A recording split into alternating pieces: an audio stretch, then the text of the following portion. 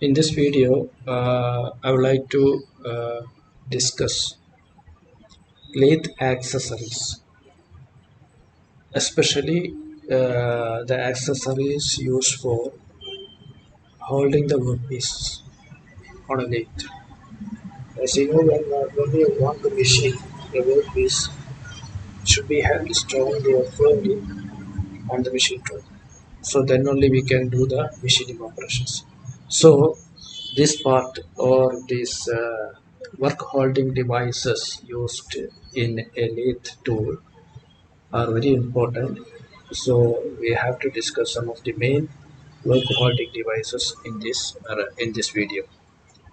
So these are the accessories used for holding and supporting the workpieces.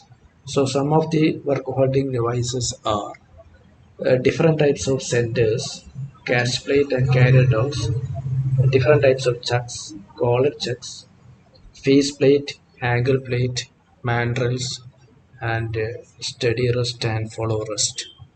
So these are the some of the work holding devices.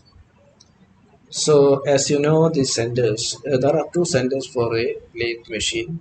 One is the live center, the other one is the dead center. Live center is the center on the that is revolving center. Live center is the revolving center on which is connected to the spindle of the machine, and the dead center is the which is connected to the this tail stalk, and actually it is not powered. It rotates when the workpiece rotates. This dead center also will rotate because of the rotation of the workpiece. So in this figure you can see these are the two centers. This is the live center which is connected with the spindle, and this dead center is connected with the tail stalk, and the workpiece is held in between this, and the tool is more for cutting operation. So the centers are widely used in lathe for holding the workpieces. So different types of centers are used for holding different purpose for getting different purposes. So the ordinary center is a simple center, uh, which is uh, which is having a nose tapered shank that will be firmly fitting in the spindle. Spindle there is a hole, so inside that hole it will fit. So once it is tight fit, it will not be removed, and it's very easy to fix and remove. Then the ball center is having at the tip there is a ball. That means to avoid the sharp edge, so that if you want to hold the soft work pieces, then we can use a ball center. And these two centers are used in the live centers in the along with the spindle. Then the insert type centers is also there. That is having two parts, the body and the insert. The center is at insert type. Then tipped center. It's very simple, and it's used for different purposes. So this one you can see revolving center. This is specially used in the tailstock. It consists of a bearing, so that not like other centers, this will only the center will rotate when the workpiece rotates. That because it is held in a, it is connected with a bearing, so they can freely rotate when the workpiece rotates. This pipe center is used for for holding workpiece, like hollow workpiece, just like pipe, so that this is this tapered end of this center can hold different diameters of pipes. That is explained later. And another work holding device is the catch plate and carrier. Normally, usually it is used together. That means catch plate as well as carrier. So catch plate is connected to the spindle, and that will be rotated with the spindle.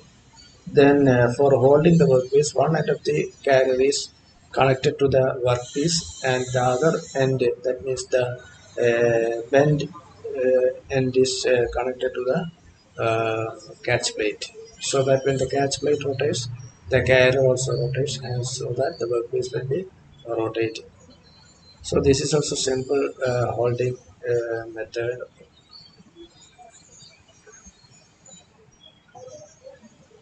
Then these are the different types of catch plate and carriers. Catch plate and carriers. Then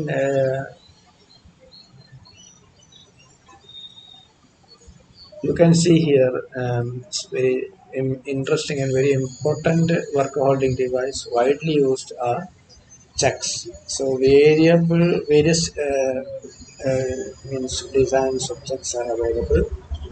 So for different application, we have different types of checks. What is a check? Check is one of the most important device for holding and rotating the workpiece on Earth. So check is very compact, and it is you can see the check from the outside also. So the where we know we normally we cannot see the spindle, but check we can see when it is rotating.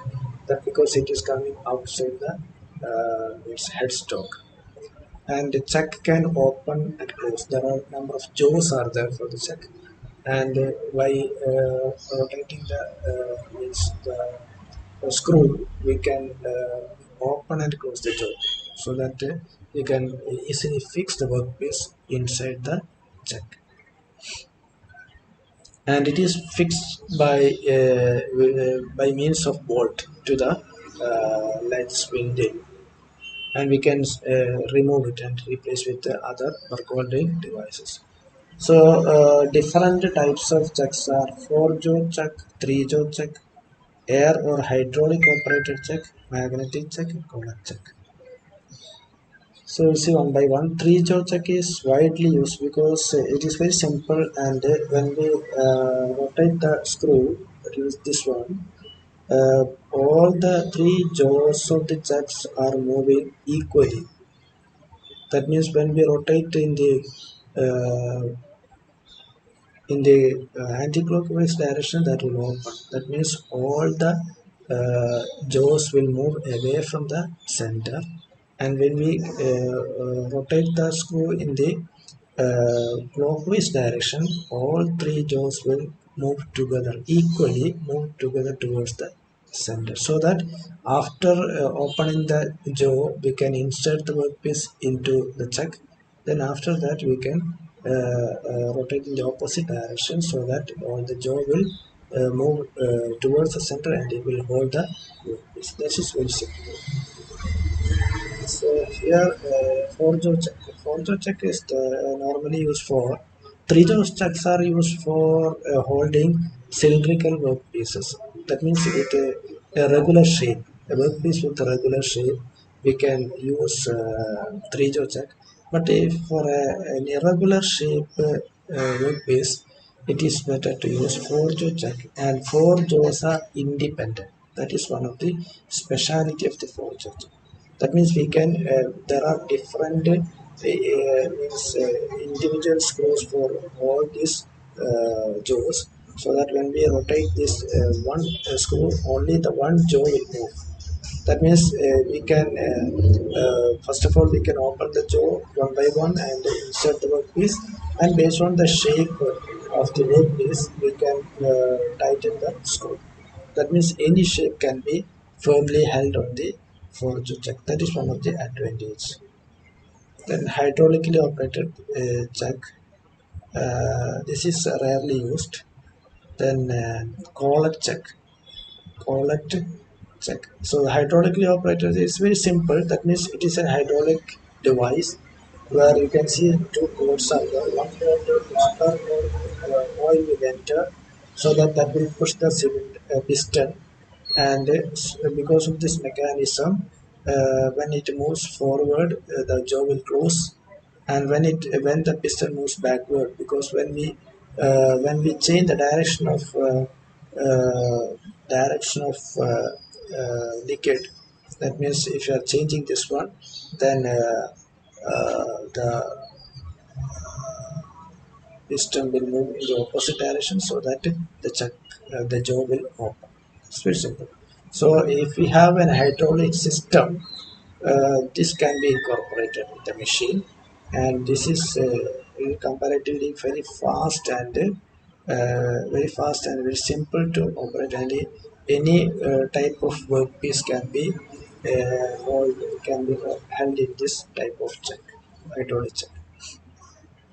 A collet chuck is used to hold small workpieces. It is means there is a hole for this collet, and there are slots in the cylindrical body, so that it can slightly expand and contract. So when we push the workpiece, especially the cylindrical workpiece, into it, because of that cutting, it can expand slightly and it will firmly hold the workpiece. That is not scholars. It's normally used for light objects or very small workpiece, because the force while cutting the operation will be comparatively small, so it can hold firm. And then magnetic check, this is also used for small workpieces, especially ferrous materials, where because of the magnetic action, just you can keep the workpiece on the chuck, no need of other holding devices. And this is face plate and angle plate. This is also used for holding irregular shapes, and just like the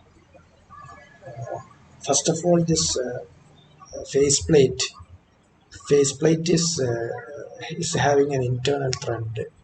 Internal thread. These dotted lines indicates the internal thread, so that you can. There is a external thread for the spindle. End of the spindle is having an external thread. So by rotating this faceplate, you can fix this faceplate on the spindle. So, and the faceplate is having number of holes as it is shown here. It is having number of holes, so that by using nut and bolt, you can hold the workpiece on this faceplate. You can use number of nut and bolt on these slots, and by using this, you can firmly hold the workpiece on this faceplate. Similarly, this angle plate is used for uh, drawing. For here also, there are number of holes you can hold the workpiece.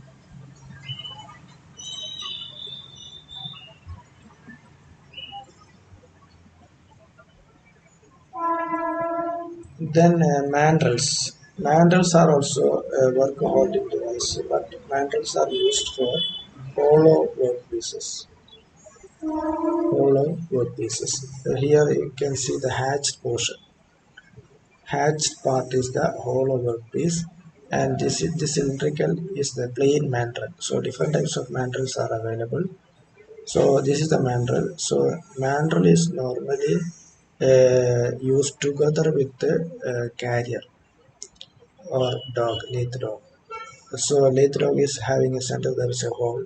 So mandrel, it will the two ends of the mandrel is having a smaller diameter that will go into the hole of the carrier, and there is a small screw here. So by tightening the screw, you can held firmly, and so that when the spindle rotates, both carrier and mandrel will also rotate.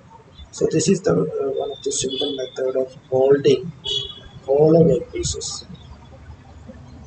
Different types of mandrels are employed for specific requirements. So plain mandrel, step mandrel, column mandrel, screwed mandrel, gang mandrel, expansion mandrel. So these are the some of the mandrels.